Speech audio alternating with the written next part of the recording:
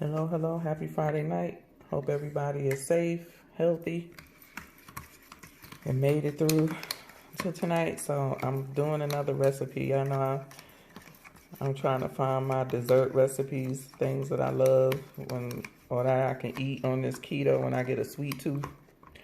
So I found this keto pudding recipe, and I'm just trying it for the first time. So it's only 4 ingredients: your sweetener, heavy cream, vanilla flavor or a vanilla bean, and 3 egg yolks, not the whole egg, just the yolk.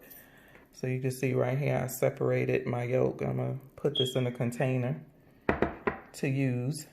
So starting off, you have to take 1 cup of your cream, put it in a saucepan and then split the vanilla bean. If you're using a vanilla bean, split it open and scrape the seeds out and put it all into the pan for 5 minutes and let them infuse and combine. After 5 minutes, you take the cream off the stove, and let me show you. So here it is. I put it in the saucepan for 5 minutes. I took it off, the cream and the vanilla beans. I use vanilla extract, but my extract is homemade, so it's vanilla beans with vodka, and I don't take the beans out. So that's what you see, the little speckle is from the beans. You take it off the burner and let it cool enough to where if you can stick your finger in it without burning yourself. Once you do that, then you go and mix 1/4 of the cream into the egg. So here's the egg mixture. You take 3 tablespoons of your sweetener and mix it into your 3 egg yolks. And just let it sit until, the cream is cool enough. So once the cream is cool enough, where you can stick your finger in it without it being burned, you add 1/4 of the cream mixture to this. Stir it, and then add another 1/4. Stir it, and then add all of it, stir it, and then pour it back into the pan on low heat again for another 5 minutes or so until it thickens up. They say if you stick your spatula in and it doesn't come clean, then it's ready. You don't want to overcook it. So let me figure this out, and then I'm going to get back with you. Okay, I'm back. So I poured. It cooled enough to where I could stick my finger in it and it wasn't burning. So I poured 1/4 into the egg and sugar mixture, stirred it up, then poured another 1/4, stirred it up, and then I poured the rest. So now I'm about to put it back into the saucepan so it can cook on low heat and thicken up some. So that's where I'm at right now. So I put it back in, and it says to stir with a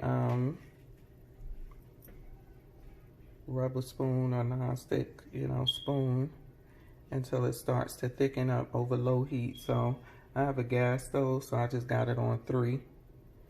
So I'm gonna just sit here and stir it until it starts to thicken up, and then we'll go from there.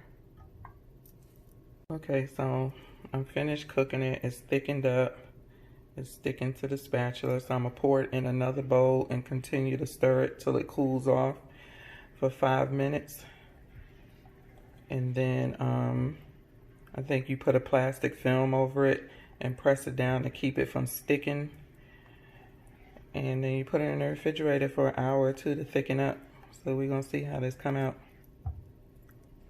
Okay, so I'm back with this pudding, this keto pudding. We're gonna see how this tastes. The reason why this is over is they said put something over the top of it so a film won't come over it. I don't know if I cooked this too long or it looks kind of grainy. She said when it looks like that, it's been cooked too long, but I don't know. Let me try some of this with my fruit. I'm gonna try it with and without. Okay. So I got my little fruit blueberry compote. I said I wanted to test myself, glucose and ketone test myself before I break my fast, but I want to see how this tastes with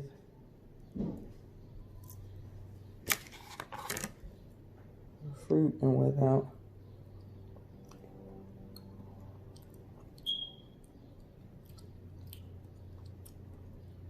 I guess it tastes okay. It does taste kind of grainy.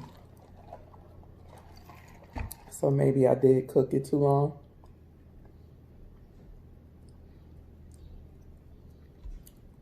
But it's not bad. So it's something I got to keep working on. Because that's what somebody said too. It was kind of grainy, and it is. And she said that means you cooked it too long. But it's going to get eaten. That's what I do now. But it's not bad. What I would do is add less of the monk fruit sugar to it. I should have just stuck with the 3.